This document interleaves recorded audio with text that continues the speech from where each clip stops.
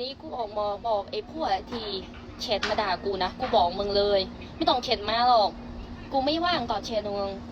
มึงด่ากูก็ด่ากลับนี่กูตอบมาด่ามึงอยู่นี่เลยกูขี้เกียจตอบแชทมึงแชทมาทำเหี้ยอะไรหลายคนแท้กูด่ามึงแค่คนเดียวมึงพากันมาด่ากูเป็นพันนี่เหี้ยมึงเป็นอะไรอะกูบอกมึงเลยมึงด่าประเทศกูก็ด่ามึงกลับมึงเข้าใจไหมประชาชนกูก็ด่ามึงเยอะแหละแค่เขาด่าเป็นภาษากัมพูชามึงไม่รู้เรื่องเพราะว่ามึงโง่มึงฟังไม่ออกไม่เหมือนมึงอ่ะด่าประเทศกูพวกประชาชนกูฟังรู้เรื่องมึงเข้าใจไหมเลิกโง่เลยละไปเรียนไปเรียนภาษาบ้านกูจะได้เวลาประชาชนกูด่าภาษากัมพูชามึงจะได้รู้เรื่องบ้างอีโง่หยุดเลยหยุดแชทมานะกูไม่วางตอบแชทมึงสักเวลาวางไปทำงานหาเงินทำอาหารแดกมึงเที่ยนะครับผมคือสาวเขมรคนนี้นะครับที่ออกมาด่าคนไทยเนาะพี่น้องตอนนี้ก็คือเป็นกำลังแบบเป็นกระแสเลยเนาะที่ว่ามีประกาศตามหากันเนาะสาวคนนี้นะครับซึ่งออกมาด่าคนไทยนะครับผมเนาะและวันนี้ก็ได้มาฝากถึงคนไทยที่ว่าแซดไปด่าเขาสวัสดีครับสวัสดี FC ทางฝั่งไทยแล้วก็ฝั่งลาวเด้อ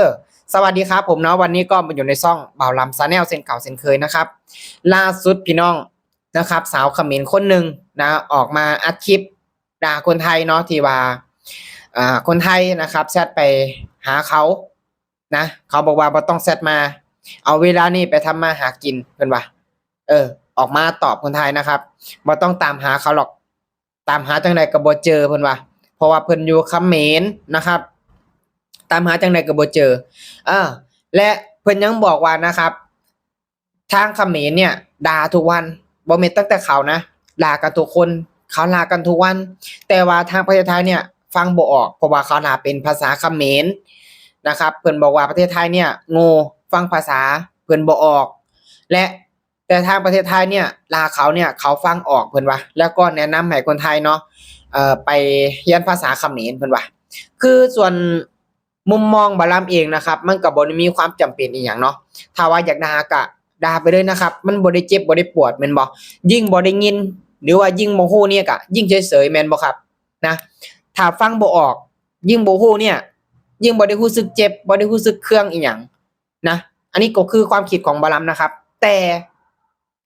ถามว่าในเรื่องของไปไปเรียนนะครับไปเรียนภาษาเขมรเนี่ยมันบ่ได้มีความจำเป็นเพราะว่าภาษาเขมรเนี่ยมันใช้ได้ภายในประเทศเขมรเองประเทศเดียวนะครับแต่ว่าทางประเทศไทยนะบ่ว่าจะเป็นภาษานะครับภาษาประเทศไทยเนาะมันใช้ได้หลายประเทศนะ1มานะครับใช้ได้หลายประเทศเลยนะว่าสิเป็นพม่าว่าสิเป็นนั่นนะครับเพราะว่าหยังถึงว่าจังซี่นะครับ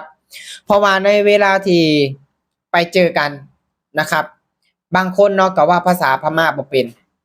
ก็สื่อเป็นภาษากลางได้ก็คือเป็นภาษาไทยนี่แหละครับมันมีความจำเป็นหลายกว่าประเทศเขมรอีกซึ่งถ้าจะไปเรียนภาษาเขมรนะไปเรียนภาษาอังกฤษดีกว่านะไปเรียนภาษาอังกฤษดีกว่าเพื่อได้ไปต่างประเทศเพื่อได้ไปประเทศนอกถ้าว่าสิให้เดินทางไปเขมรเนี่ยมันบ่ได้มีความจำเป็นสิไปเพื่อหยังสิไปเฮ็ดหยังนะครับนะญาติจิโกโหจิกาก็บ่มีพ่อแม่พี่น้องก็บ่ได้อยู่หั่นแม่นบ่จังสิได้เดินทางไปหั่นนะครับพี่น้องฟังแล้วนะครับขิงกันแบบใดเนาะเพราะว่าตอนนี้สาวเขมรคนเนี้ยกำลังเป็นกระแสเลยนะครับเพราะว่าหลายคนก็ตามหาหลายคนก็ไปโฟกัสเสือนะครับหลายคนก็ไปโฟกัสเสือว่าเสือนี่เป็นบริษัทอีหยังอยู่เขตใดนะครับอยู่ไทยบ่หรือว่าอยู่เขมรนะครับคือบ่ลำเบิ่งนะครับนะเบิ่งไอ้เนี้ยนะครับคือบ่ลำเบิ่งจากรถมอไซค์นะมานํเบิ่งจากรถมอไซค์นะครับเบิ่งก็เป็นคล้ายๆเหมือนรถเขมรนะครับรถมอไซค์เขมรแบบคือจังรุ่นอีหยังนะลีมบ่ครับแม่นบ่ลีมคือจังที่ว่ารถรุ่นที่ว่าทหารไทยนะครับยึดได้ในค่ายเขมรนั่นแหละครับนะครับมันจะเป็นรุ่นนั้นเพราะว่ารถแบบนี้ส่วนมากนะเขมรเขานิยมเขาฮิตกันนะครับและบ่นำเชื่อว่าถ้าเขาอยู่ในประเทศไทยนะบ่นำเชื่อว่าเขาบ่กล้าลาเพราะว่าหยังเพราะว่าเขาฮู้อยู่แล้วถ้าว่าอยู่ในประเทศไทยเนี่ยลาคนไทยจังได๋ก็ไปบ่รอด นะจังได๋ก็ไปบ่รอดนี่แหละครับที่บาลัมเชื่อว่าเขาบ่ได้อยู่ในประเทศไทยนะครับเขาบ่ได้อยู่ในประเทศไทยเนาะสาวเขมรคนนี้นะครับก็เห็นหลายเพจนะครับบาลัมก็เลื่อนไปเห็นหลายเพจที่ว่าประกาศตามหานะครับบ่ว่าจะเป็นเอาอย่างรอยสักนะครับแล้วก็เสื้อนะครับกาเสื้อเป็นบริษัทอีหยังนะครับเราเอามาเปรียบเทียบกันตามหาว่าขอพิกัดแน่นะครับขอพิกัดคนนี้แน่เขาอยู่ไสอยู่เขมรบ่หรือว่าอยู่ไทยหั่นนะเพื่อที่จะตามหาตัวนะครับสาวคนนี้ที่ออกมาด่าคนไทยออกมาด่าประเทศไทยนะคือเห็นเต็มเบิดนะครับคือจะบอกกันมาถ้าบ่ด่าเขาเขาก็บ่ด่านะถ้าบ่ด่าเขาเขาก็บ่ด่าพี่น้องแม่นบ่คือคนไทยน่ะเขาก็แยกแยะนะครับเวลาเขาสิไปเหมารวมเบิดอันนี้คนเขมรนะต้องแบบไปโจมตีนะต้องไปด่านะบ่แม่นนะคนไทยเขาก็แยกแยะถ้าบ่ไปด่าเขาเขาก็บ่ด่าถ้าบ่เฮ็ดจังซี่เขาก็บ่เฮ็ดนะครับเป็นหยังถึงว่าจังซั่นเปรียบเทียบง่ายๆให้เบิ่งคนหนึงเป็นตัวอย่างผู้ชายคนหนึ่งนะครับก็คือหยังพี่วันแม่นบ่ผู้ที่ว่ามา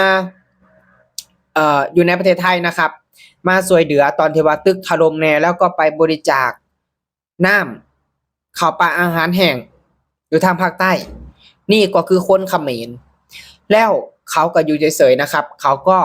ทำมาหากินปกติของเขาและเขาก็บ่ได้ออกมาเว้าหรือว่าวิจารณ์ในเรื่องปัญหาต่างๆเนาะเกี่ยวกับประเทศไทยนี่แหละเขาก็เลยอยู่ได้เห็นบ่คือคนไทยเขาแยกแยะทั้งๆที่คนนั้นก็เป็นคนเขมรคือกันแต่เป็นหยังเขาคือบ่เป็นหยังนี่นะครับเพราะว่าคนไทยเขาแยกแยะนี่แหละที่วรัมเอามาเว้าคนที่ดีคนที่บ่ปากกล้าขาแข็งคนที่บ่ไปโจมตีคนอื่นน่ะคนนั้นเขาก็อยู่ได้คนนั้นเขาก็อยู่รอดเพราะว่าหยังคนไทยทุกคนนะครับเขามีความคิดพอเขารู้จักแยกแยะอันใดผิดนะครับอันใดผิดอันใดถูกอันใดควรอันใดบ่ควร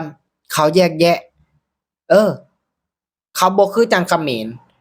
เนี่ยโอ้ยลูกเด็กแดงนะครับขนาดนักนักเรียนก็ยังไปฝึกให้ก็ยังไปแอบให้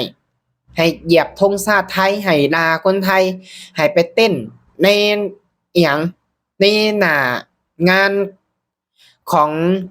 ทหารนะครับที่ว่า PC ไปหั่นล่ะครับที่ว่าเฮ็ดคลิปกันเต้นในหน้าอันนั้นล่ะครับเฮ็ดโอ้เยอะหลายพี่น้องนี่ล่ะคือบ่มีการสอนบ่มีการบอกสอนให้แต่สิ่งบ่ดีมันก็เลยเป็นนำกันเบิดพี่น้องบ่ได้ตักเตือนกันว่าบ่ต้องเฮ็ดจังซี่นะมันบ่ดีนะก็เข้าใจอยู่ดอกว่าตอนนี้มันมีปัญหากันแต่ก็ต้องควรแยกแยะว่าส่วนใดมันเป็นเรื่องของผู้ใหญ่อันใดมันเป็นเรื่องของเด็กน้อย